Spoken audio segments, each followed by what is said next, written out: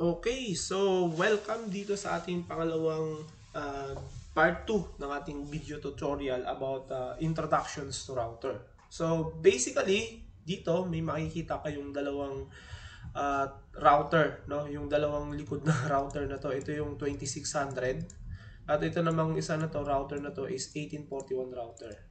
So pag tinignan niyo yung router na yan, ganito yung itsura na makikita niyo sa actual.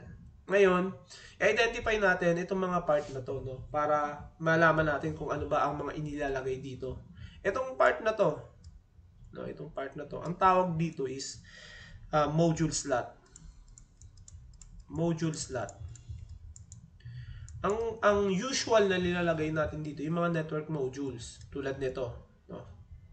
Kinakabit siya dyan. Ano ba yung mga network modules na yan? Usually kasi, halimbawa gusto natin na magdagdag ng Ethernet port sa isang router. So ito marami siyang Ethernet. Gagawin natin siyang switch, router na switch pa. So yan yung ilalagay natin sa module slots. Okay? Yung ito naman, itong part na to, tsaka itong part na to, tsaka dito sa part na to ni 1841 ito. Yan. Ang tawag naman natin dyan is weak slots. Ano naman ang inilalagay natin dito sa weak slots? Pag sinabi natin weak slots, yan ay one interface card, no? Ang nilalagay natin diyan is ito, no? Ang mga cards na ilalagay natin diyan is weak 1T, tapos weak 2T, tapos H weak 2T. Ayan, yung mga type na yan na ng weak cards, yan yung inilalagay natin dito sa weak slots. Ano? So yan yung mga naging serial interface natin, ito. Nilalagay yan dyan. Okay? Etong part na to, and then I think ito yata yun eh. Medyo maliit kasi, no? Ito yung mga fast Ethernet ports. Fast Ethernet port natin. Okay? Itong dalawa na to, tsaka itong mag-isa na lang siguro yan. Yung isa dyan is console port. Console port. Itong console port na to, ginagamit to para ma-access natin yung CLI, yung command line interface ng routers natin, no? Ang ginagamit na pang-connect diyan sa console port na yan, itong console cable na yan. Okay.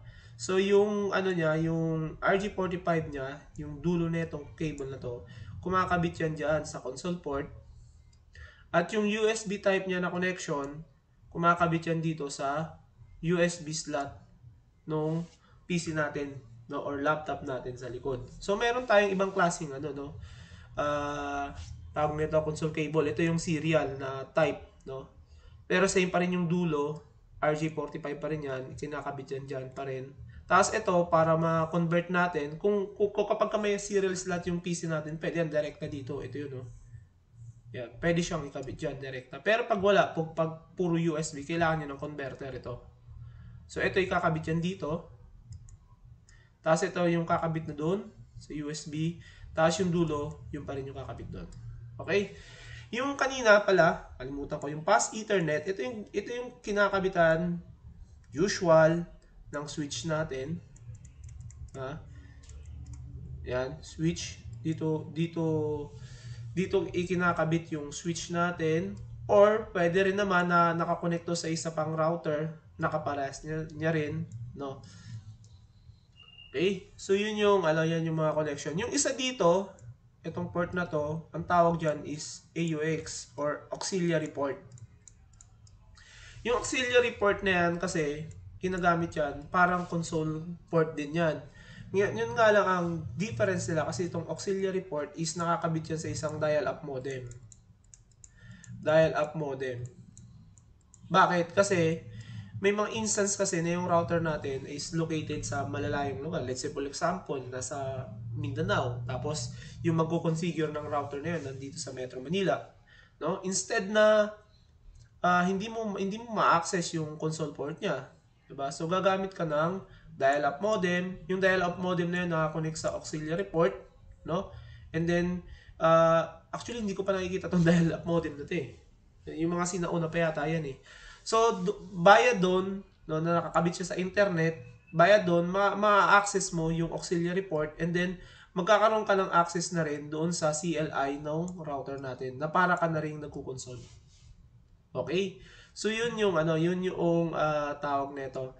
Yan yung mga basic parts ng Cisco router natin, no, sa likod. So pagka nagkaroon kayo ng router, makikita mo yan, makikita niyo yan sa sa office niyo, no. Same lang din naman yung itsura, no, kung anong itsura ng router. Magkakaiba lang, mag-iiba lang mga itsura niyan, depende doon sa mga model ng mga router na bibilin niyo. Okay, pero yung kanyang concepts is same pa rin. Meron pa rin yung weak slots, meron pa rin yung module slots, no? Meron pa rin yung Ethernet ports, meron pa rin yung console port, meron pa rin yung auxiliary port na yan. So ngayon, paano ba binibigyan ng pangalan ni router yung kanilang mga interface? Kasi 'di ba pagka pumupunta tayo sa pag nagko-configure na tayo, pag may CLI na, makikita niyo yung mga pangalan ganito eh, di ba? Pass Ethernet 0/0. Or meron naman kayo makikita serial 0/0/0. So ano ba ang ibig sabihin niyan? Usual, itong F na to, pass Ethernet, tsaka itong serial na to, ang tawag dyan is yung interface type. Kung yan ba ay pass Ethernet type, or yan ba ay serial type. Okay. Yung 0 dito, ito, tawag dyan ay slot number. Slot number. Usual, sa maliliit na router, no, may mga router kasi yung 1U, 4U, 3U, yung makakapal, tsaka yung maliliit. No? Yung maliliit, laging default niya is slot 0. Okay, slot 0. Yung next na 0 dyan, ang tawag dyan is subslot. Subslot. Yung subslot na yan, ito yun. Usual, halimbawa dito kay 1841, itong slot na to, halimbawa ang nakalagay dyan is slot 0. Tapos ito naman, slot 1. Slot 0, tapos ito naman slot 1. So ito yun, yung subslot number.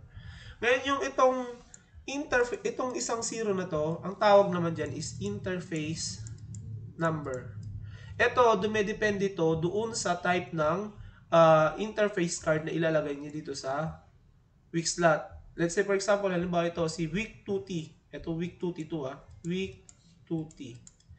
Na pag inilagay natin yan sa slot 0, ang magiging naming convention yan is serial, kasi siya ay isang serial type na interface. Yung 0, kasi maliit lang tong router, manipis na router, by default laging 0 yung slot number niya. Yung subslot number niya, kasi linagay natin siya sa slot 0, so ang magiging slot, ang number dito ay slot 0. Ngayon yung interface number niya, depende, no? Sa weak 2T, yung baba, laging 0 yan. At itong yung taas, 1. So kapag i-define natin tong 0, ito yan. So serial 0/0/0. So serial 0 dahil yan ay default na 0 na slot number, no? Yung subslot number niya na 0 kasi linagay natin siya sa slot 0. And then yung 0 na interface number niya kasi ito yung dinidefine natin 0. So kung ito naman ang i-define natin yung may 1, so magiging serial sa slot number 0, yung subslot niya 0 pa rin kasi linagay natin siya sa slot 0, pero yung interface number niya ay magiging 1 na. 'Di ba? Ganun ang pangalanan niyan. Paano kung ito naman ay naglagay naman tayo ng isa pang weak 2T dito naman sa slot 1? So ang pangalan niya ay magsisimula pa rin yan sa serial kasi yan ay isang serial type. 0 pa rin dahil ang router natin by default maliit, no? Hindi manipis lang siya, so laging serial ang slot number niya ay laging 0. Ngayon yung subslot niya, subslot number, yung pangalawang digit diyan. Since na inilagay natin siya sa slot 1, so magiging subslot number niya is 1. And then kapag ang i-define natin yung nasa baba, which is laging 0 yan, so 0. So what if kung yung nasa taas naman, so serial slot number 0, subslot is 1, and then yung interface number niya, no? Ito. Oh, 1. So ganyan magpangalan yung mga Cisco router natin ng mga interface, o interface number pala I mean. So ganyan magpangalan ng interface yung mga Cisco routers natin, no? Depende. So makaka-encounter kayo ng iba't ibang router, iba't ibang itsura ng router, may mataba at may manipis. So most probable mag-iiba yung counting nung kung paano nyo inilalagay yung mga network modules natin, and then yung interface card natin, no? So susundan nyo na lang yan. Okay? Pero ang the best niyan, para malaman nyo kaagad, makita nyo kaagad, is pupunta kayo dun mismo sa router, and then magko-command kayo dun ng show IP interface brief. Okay? So, yan. So, sa ngayon, yan lang muna. No? So, sa ngayon, ito lang muna yung pag-uusapan natin. Kasi sa susunod is, ang pag-uusapan na natin is, paano ba i-configure yung router natin, basic configuration ng isang Cisco router. Okay? So, yun. I hope na may natutunan kayo, no? So, kung pagka may natutunan tulad ng sinasabi ko, i-share ninyo yung video na to para may makatulong tayo sa iba, and then huwag kalilimutang mag-like at mag-subscribe. Okay? So, hanggang sa susunod, sa ibang part ng pag-uusapan natin na introductions to router basics. Okay? Thank you po.